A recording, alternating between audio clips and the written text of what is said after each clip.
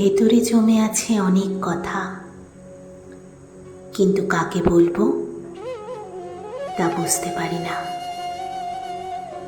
সবাই শুধু শুনতে চায় নিজের মতো করে, কেউ শুনতে চায় না আমার মতো। আমি কারোর জন্য খারাপ চাইনি, তবুও অনেকের চোখে আমি খারাপ।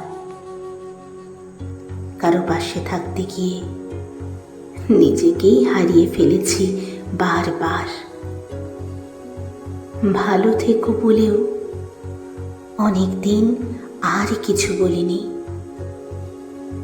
কারণ যতবার কাছে যেতে চেয়েছি ততবারই দূরে ঠেলে দিয়েছ তুমি।